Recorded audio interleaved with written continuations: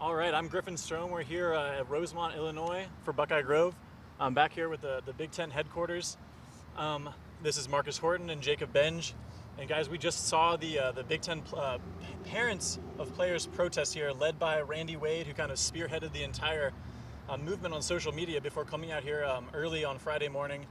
What was your guys' take on what we saw? It was kind of a smaller get-together than maybe we anticipated, probably about 25 people or so from my rough head count.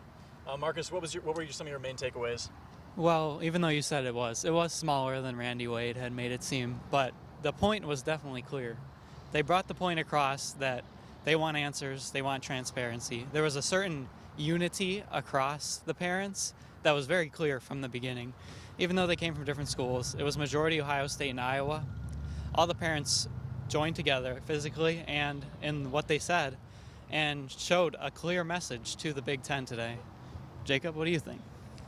I kind of think along the same lines. Speaking and listening to Randy Wade, he really wanted transparency to come from the Big Ten, and he showed it in his messages that he spoke out here in front of the headquarters. Now, I think their next step going forward is to continue to apply that pressure that he spoke of on social media through perhaps more petitions, more posts, and he even didn't rule out potential more gatherings here at the headquarters or even on campus throughout the Big Ten universities. Yeah, and I think one of the main criticisms that was kind of being lobbied at the Randy Wades and other parents of, the conferences or the Big Ten players' parents was that they might not be taking the health effects of the virus seriously enough. And we saw an article yesterday from the USA Today kind of pointing that out. And I think Randy Wade kind of wanted to come out and clear that up a little bit because he started actually his speech in front of the media today with a moment of silence for the 170,000 some odd people that have actually died from COVID-19. I'm sure in some people's eyes that might not have cleared it up enough, but guys like Kyle Borland, father of Tough Borland, said that he's not really concerned about the risks at all. One of the Iowa parents said that these players can kind of bounce back if they do get it better than some of the parents would.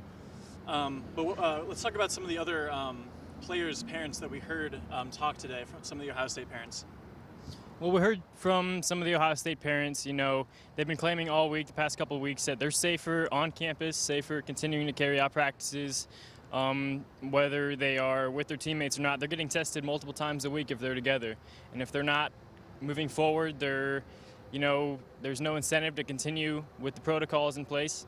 But we also heard from some of the parents from Wisconsin, Iowa, and, they echoed the same kind of messages, having, messages in place, the protocols in place to follow in order to prevent and mitigate the spread of the virus. Did you catch any other messages, Marcus? Oh, yeah. I think one of the most impressive moments was when the mother of Seven Banks started talking. She really put an emphasis on letting the players and the coaches decide and having a level of trust in the coaches to decide. And I think that was another big theme that we saw here today. Both Kyle Borland, Seven Banks' mother, and a number of others voiced allowing people to make decisions that are best for them. Because we know that this virus doesn't necessarily affect college athletes as much as it may do others. There's a certain level of trust you have to have in the administrators, the health professionals, and the players themselves that they're making the right decision. So when it comes to making the decision, I think they wanted to voice to the Big Ten that they want more of a say in what happens. Yeah, and I also thought that Seven Banks' mom, her name was Andrea Tate was her name. She kind of brought a lot of vigor and kind of moxie to the argument today. But I will say, with the statement that Kevin Warren put out just yesterday, that kind of sucked a little bit of the life out of the protest, so to speak, because he did come out and say that the Big Ten brass would not be revisiting the concept of playing a fall season. So that took a little bit out of it, and just the fact that there was only about 25 people and not the 100 that maybe Randy Wade wanted to see out here today. But it was still some powerful stuff from the Big Ten parents in terms of just kind of showcasing a unified front and getting their message across. But guys, unless you've got anything else to say, I think that about wraps it up for us here in Rosemont, Illinois.